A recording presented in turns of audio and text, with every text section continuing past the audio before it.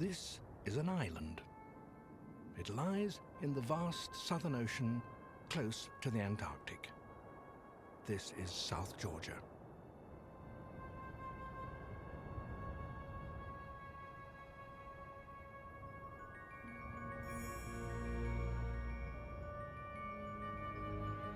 In summer, its mountains may sparkle in the fitful sunshine, but in winter, fearsome storms and blizzards sweep in from the sea and cloak it in snow.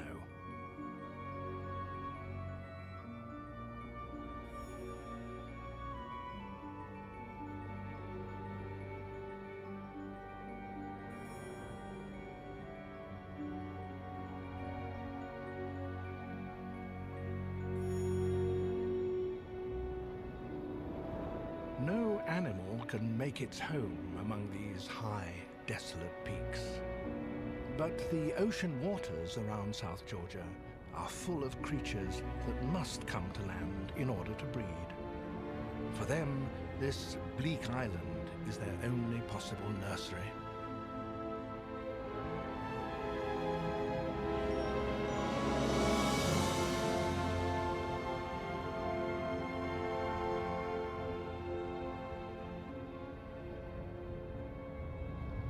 Men settled here briefly to hunt for whales, but today the island belongs once more to the animals.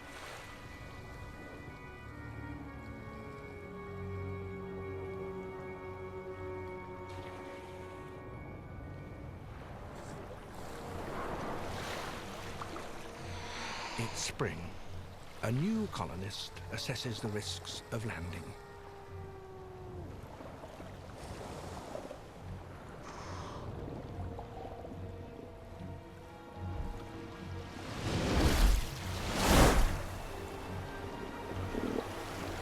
Many have got here before him, and rival males are already battling.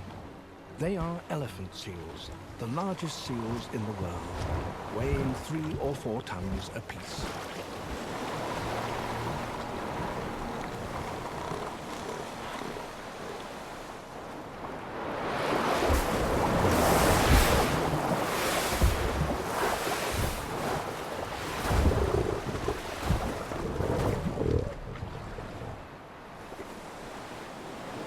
Other males are cautiously waiting for the right moment to edge a little further up the beach.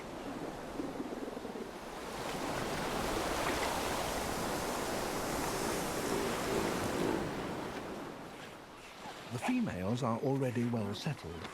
The first thing they did when they got ashore was to give birth to their pups.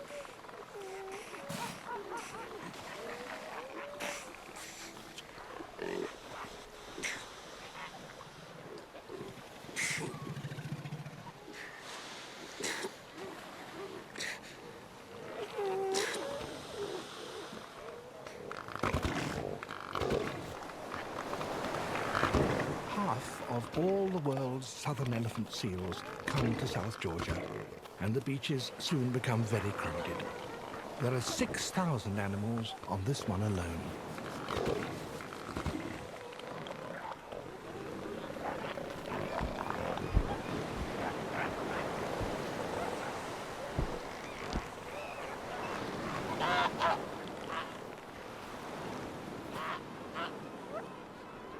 A pup triples its weight in its first month. Its mother then mates again and goes back to sea, leaving the pup by itself to convert its fat into muscle and bone.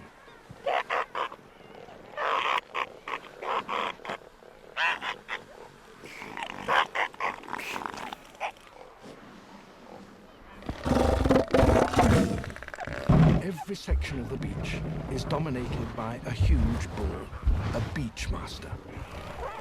He may have 100 or so cows in his harem.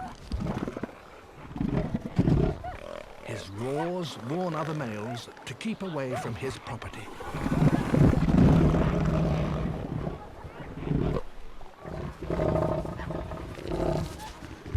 And threats are backed by force.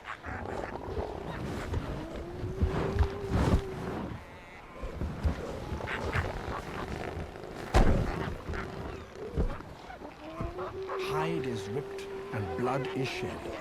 But the blubber around a bull's neck is specially thick, and these injuries are seldom lethal.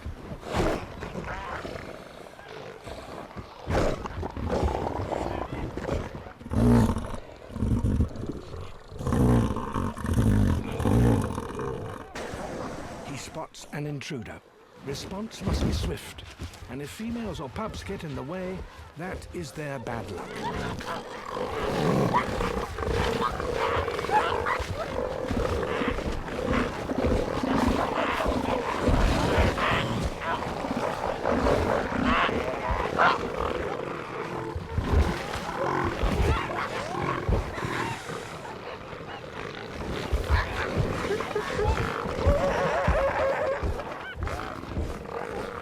As more pups are weaned and their mothers become ready to mate, competition between the bulls intensifies.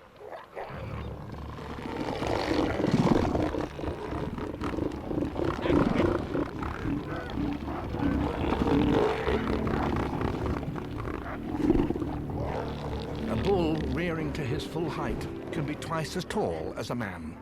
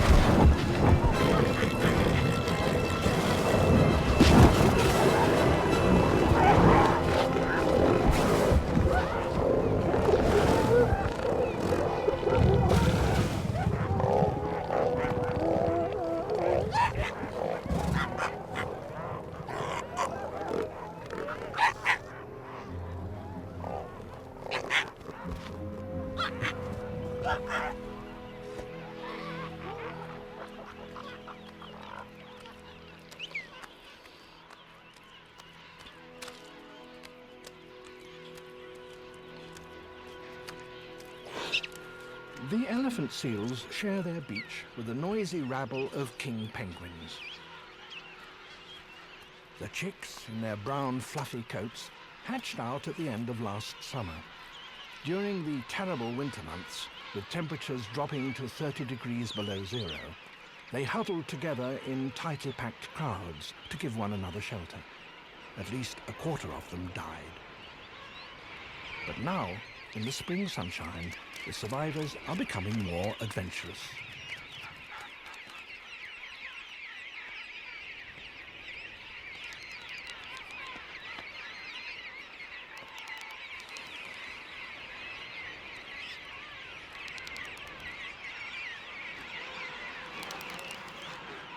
Adults who, for one reason or another, have no chick to care for, are beginning to molt.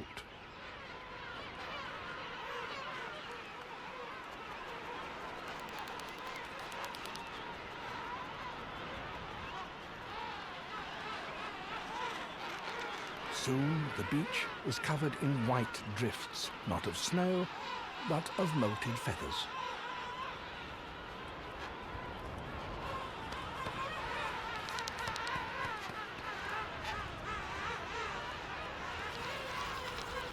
And the wind can blow them into a choking blizzard.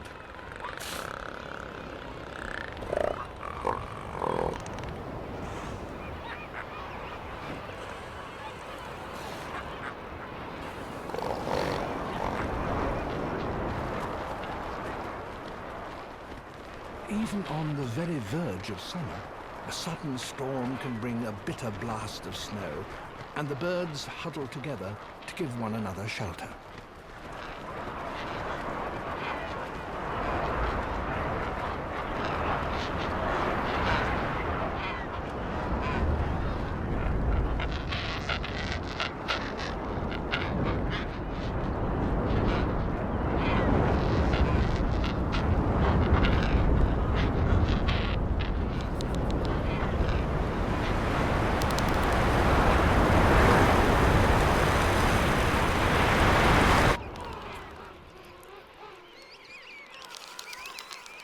Parents returning with food must somehow find their own chicks among this crowd.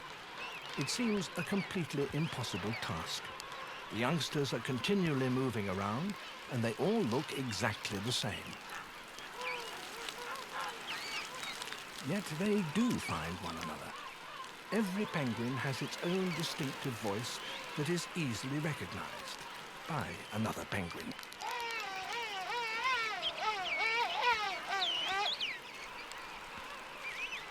During the winter, parents fed their chicks once every month or so. But now, as the youngsters are getting bigger, they have to do so every few days.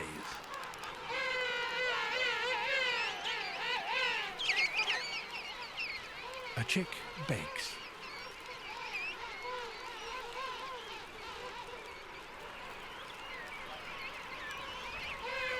But all it gets is a little half-digested squid.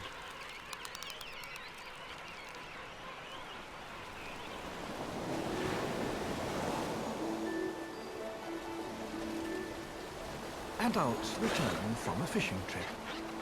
Not all of them have young to feed. King penguins take over a year to produce and rear a chick, so a bird can't breed every season.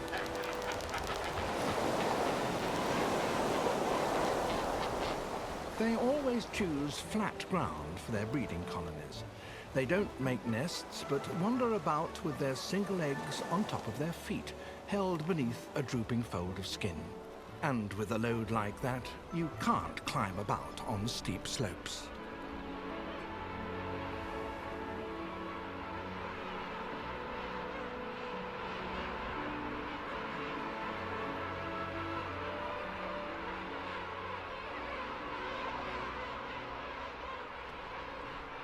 Here, a receding glacier has left a particularly large beachhead for one king penguin colony, which numbers over 35,000 adults and chicks. But many of South Georgia's glaciers flow straight into the sea.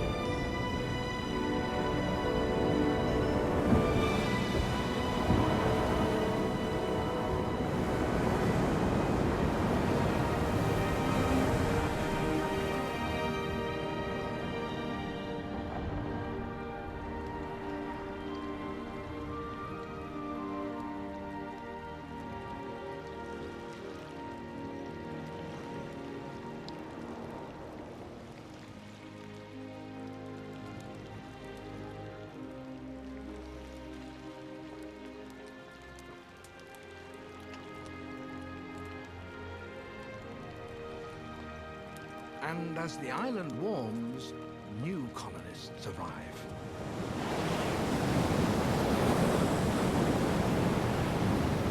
Macaroni penguins. They are less than half the size of kings, but seemingly indestructible.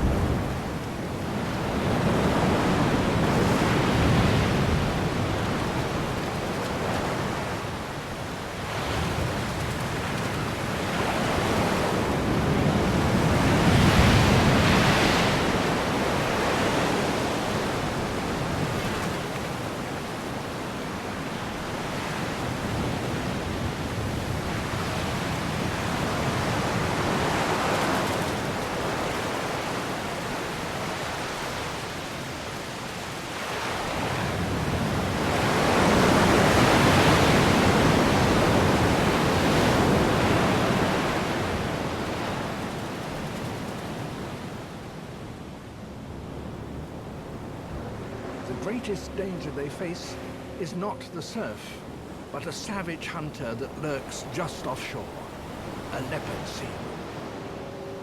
It's huge, over 10 feet long, with teeth as sharp as daggers.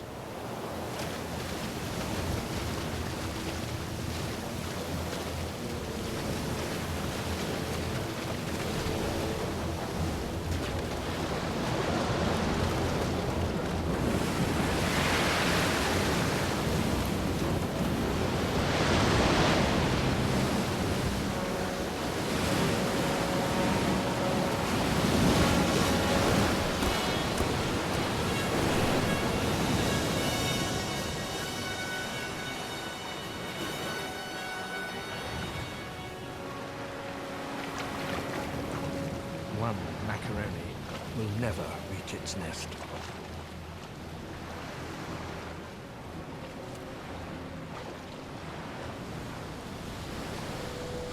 But plenty do.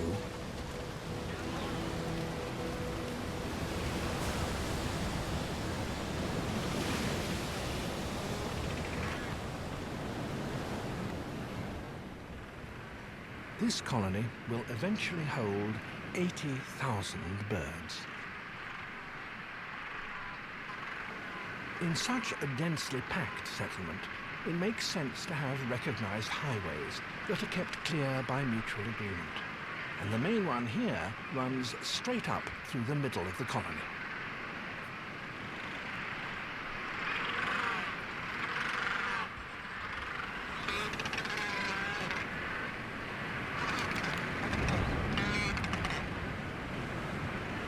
The assembly is so big that latecomers may have to climb up the hillside for an hour or so before they can find a vacant plot.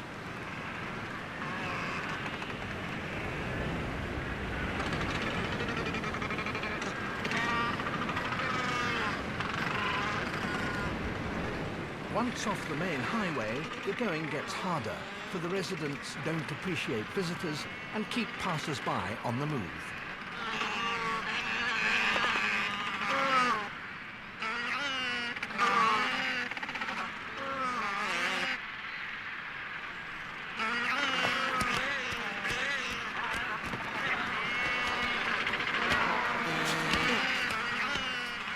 The female macaroni lays 2 eggs, but she's not big enough to incubate both. She always leaves the first one out in the cold, and it never hatches.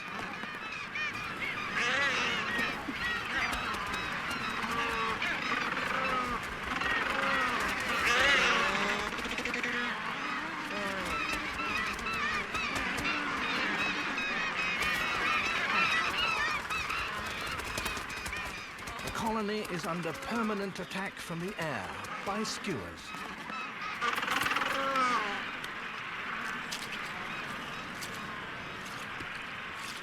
Penguin parents, if they are to raise any young at all, have to be perpetually on the alert.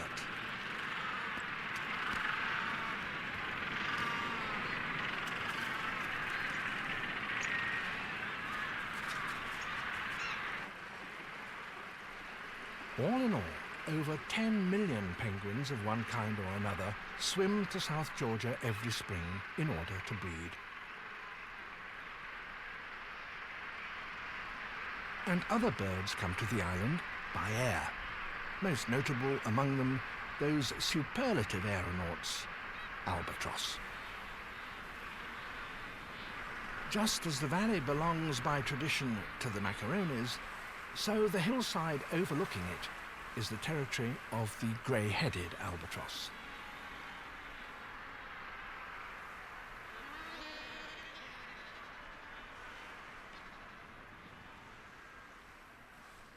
Greyheads are one of the smaller kinds of albatross. Like other members of the family, they lay only 1 egg. But it's very large, and to incubate it properly, a parent has to get it into just the right position.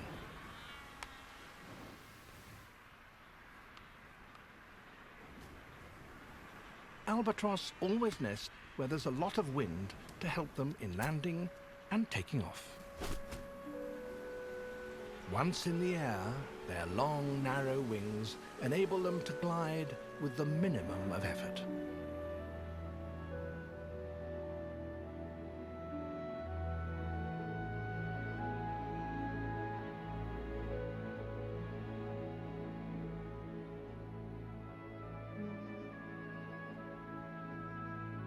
For some reason, a few kinds of albatross don't nest in large colonies, but in ones and twos.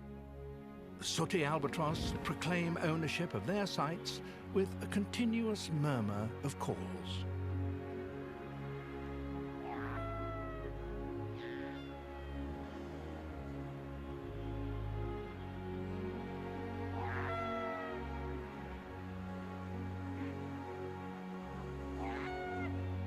Male and female perform their courtship on the wing, echoing one another's movements.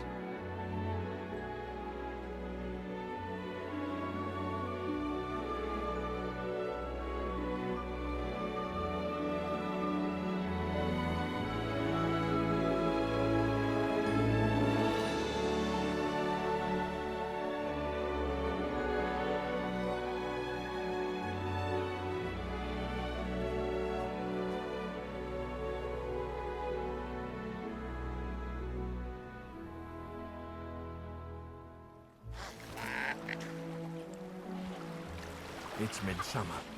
The elephant seal pups have now been on their own for 2 months or more. Within another week or so, they will be strong enough to take to the open sea.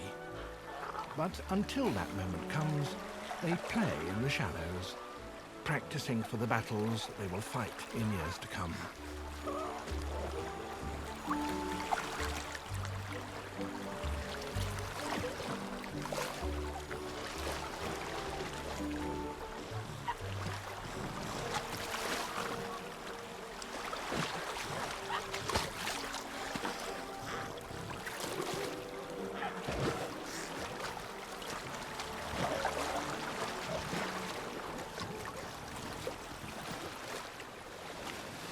Another kind of seal also comes here, fur seals.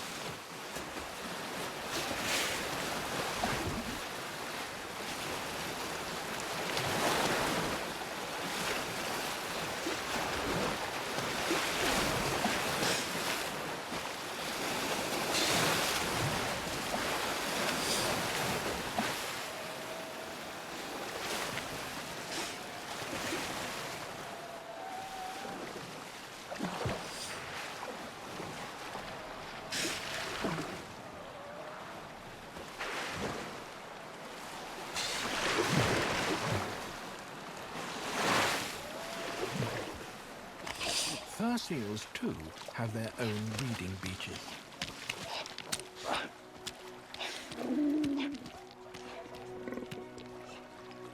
The males are 4 times the weight of the females.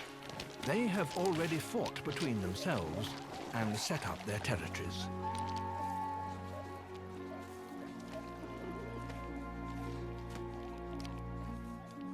Two days after the female lands, she gives birth.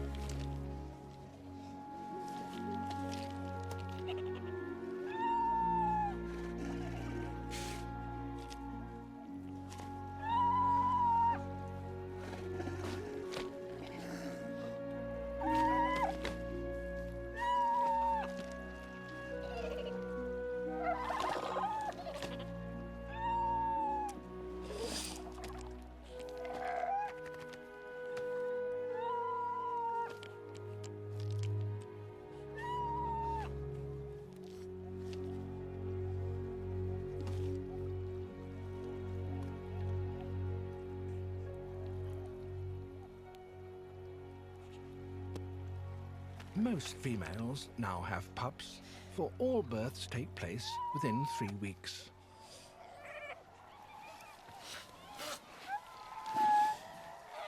white pups are not uncommon. Unlike the elephant seals, these mothers will go back to feed at sea within a week of giving birth, and then return regularly to suckle their pups.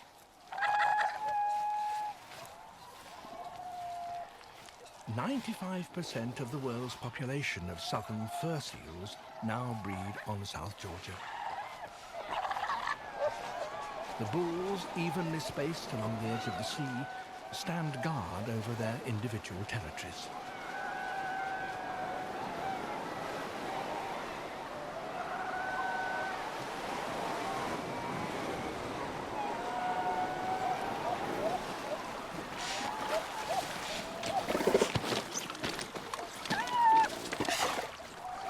As the days pass, it becomes more and more difficult for a young bull to find any space at all. The only vacancies are right at the top of the beach, but getting there will not be easy.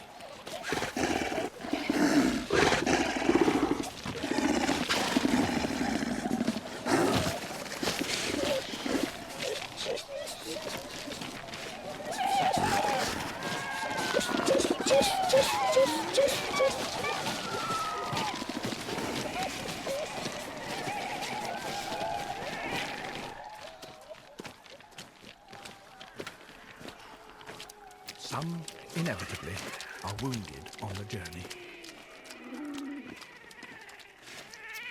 A few die.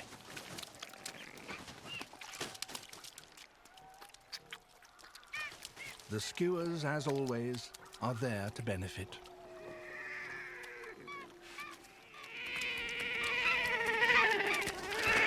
But these are the chief garbage collectors and undertakers, the giant petrels.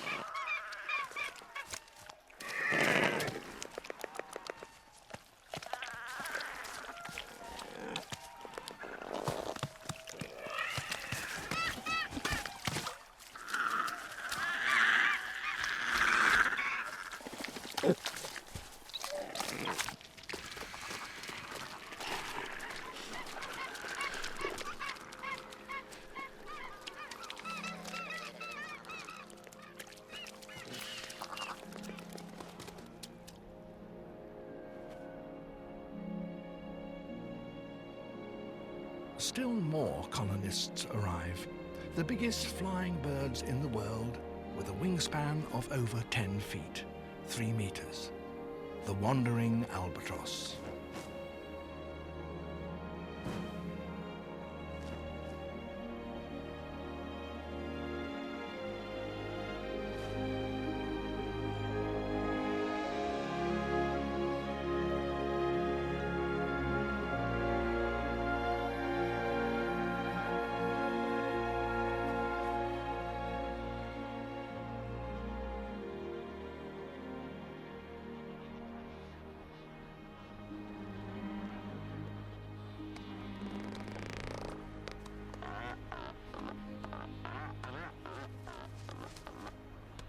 Wandering albatross don't breed until they're about 10 years old. But nonetheless, young birds as well as breeders return to the island each summer. After months of solitary flight over the ocean, they all seem to enjoy a little sociability.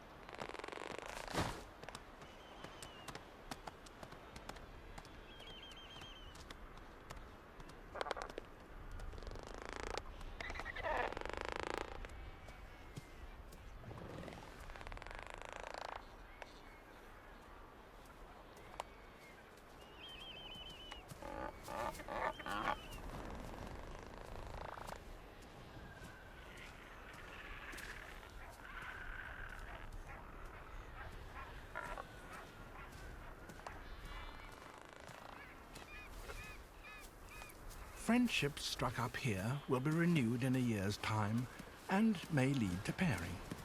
And then the two will remain breeding partners for as long as they both live.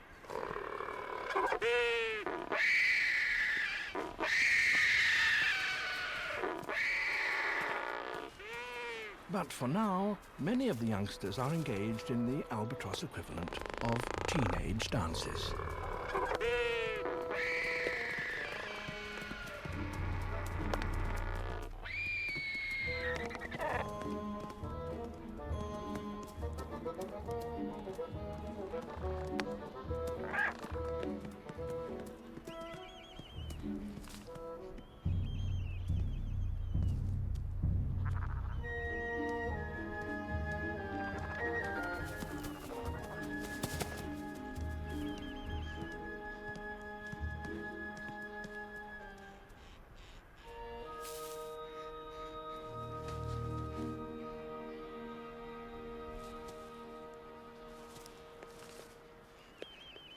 Incubation takes over 2 months, but the chick, when it hatches, will need feeding for over a year.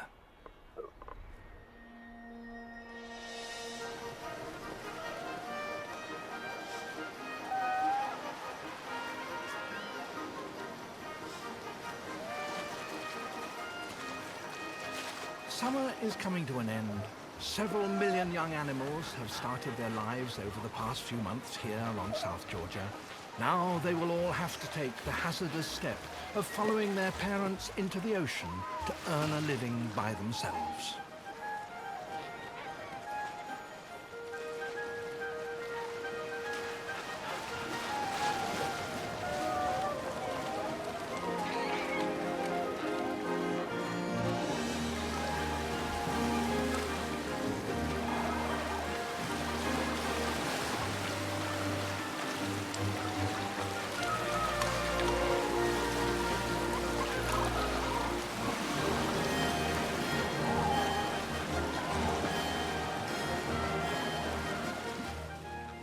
This profusion of wildlife inevitably attracted human hunters.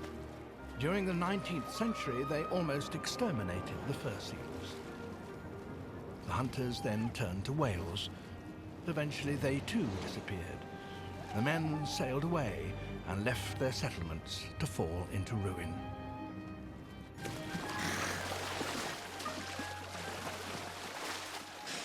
The surviving fur seals, left to themselves, made an astonishing recovery. Now they are beginning to reclaim the beach that men took from them.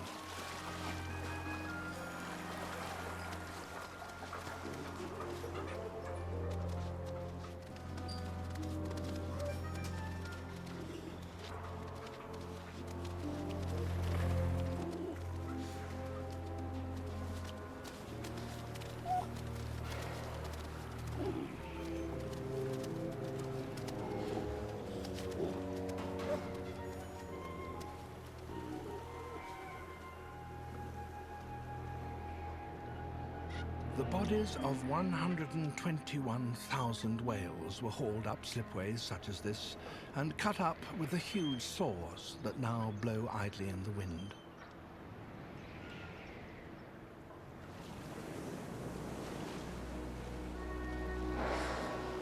But whales too are beginning to return, and now they feed alongside fur seals in the bay.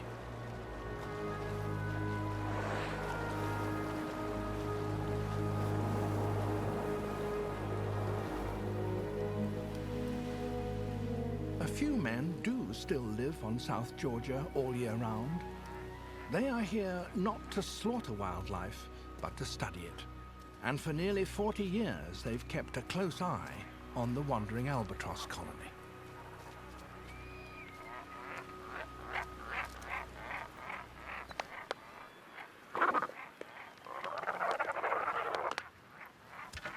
To understand fully the lives of these marvelous birds requires a huge number of tiny statistics. The size of the eggs and how much they vary. So length is 1410. 14.10. The dates on which they were laid, the dates on which they were hatched, and much else. And the birth is 785. Correct, 7.85.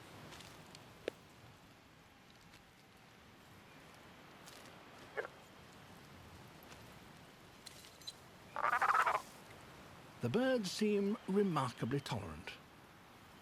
Maybe, after decades, they've got used to this kind of attention. The weight is 435. Weight 435.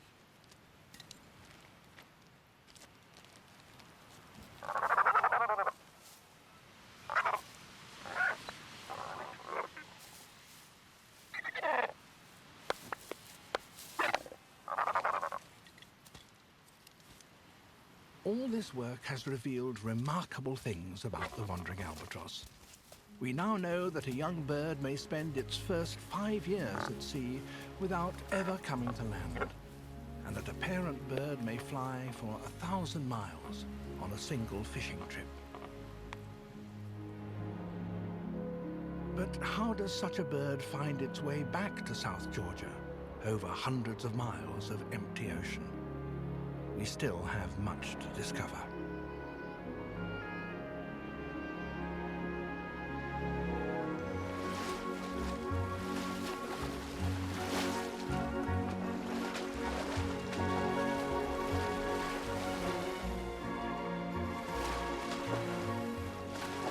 The king penguins too make similar journeys to keep their chicks properly fed.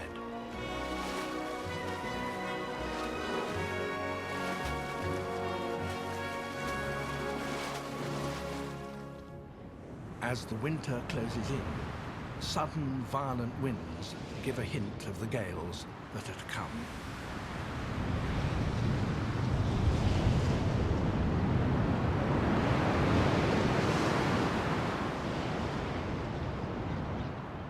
Very soon, most of these young animals will have to go to sea, for that is the only place where they can find food. Then South Georgia will once again be deserted, except for the king penguin chicks huddled on the beach.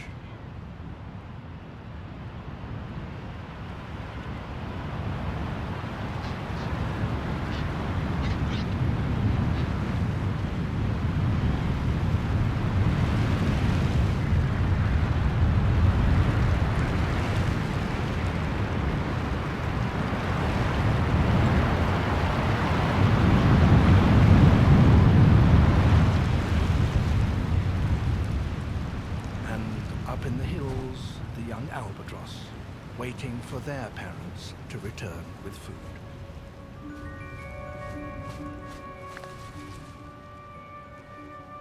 Until, once more, the island warms again and becomes a nursery for the next generation of the wildlife of the great Southern Ocean.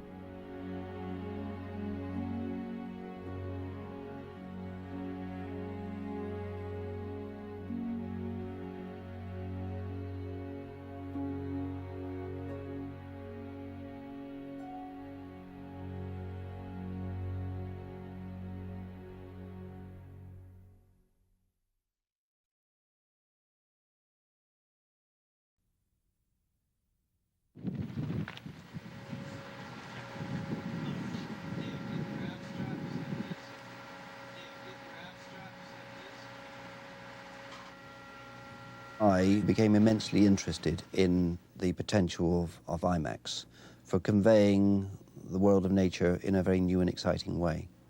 Survival Island has a basic storyline of what happens in one breeding season in South Georgia. If you want to find South Georgia on the map, you look all the way at the bottom of the South Atlantic, just north of Antarctica and just to the right of the Falkland Islands, maybe about 900 miles. It's a trip that takes about 8 or 9 days of steaming from the Falkland Islands to get there. First impression I had of South Georgia gave me a kind of a chill, really, to see it.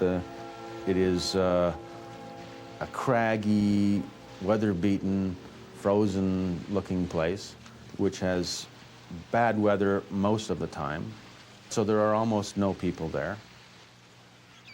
Most of the wildlife in the Southern Ocean, which has to breed on land, has no real choice of where to go. There is only one piece of land which is suitable in that whole stretch of the whole world, the island of South Georgia. The elephant seal is about the most unlikely creature that I've ever been around. The males are so gigantic, they're like almost 4,000 pounds. There's this chess game working with dozens of them as they maneuver around the females, trying to be the one to pass his genes on to the next generation.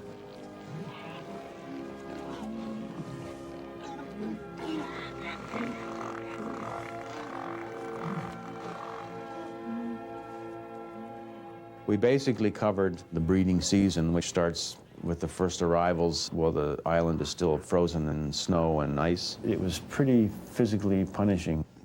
The thing about the creatures there is they just relate to you like you're some other creature there on the beach. And you can relate to them that way, too. It's a wonder to watch macaroni penguins coming ashore. Somehow they manage to get their feet into the rock and they haul themselves up the wall before the next wave comes and wipes them off. When you get down into the bowl, the sound is just deafening from all of these things. For me, the albatross is a kind of a mythical creature. They are very intelligent birds. They live up to 70 years. They mate for life. And they will range for literally thousands of miles.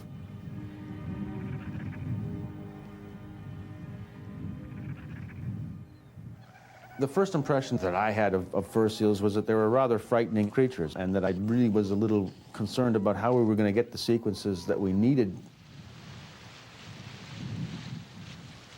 The presence in South Georgia of the British Antarctic Survey has been a continuous effort in study of wildlife and of polar science.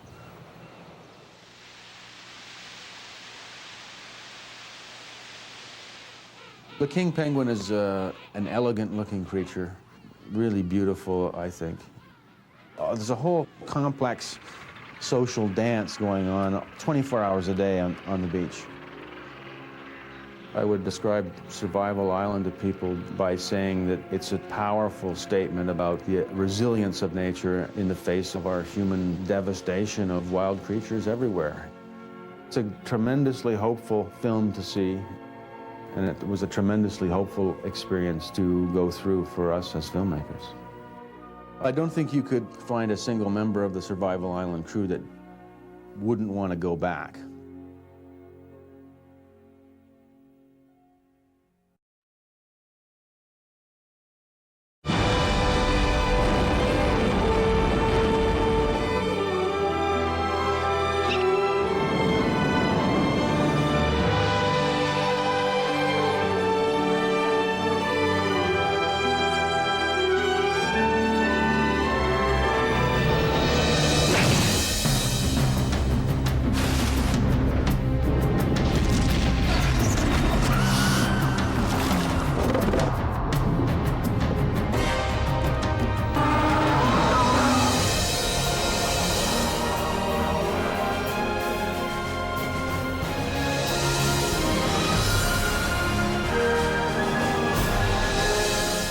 The most astonishing film experience you can have is now coming to your home in a new way.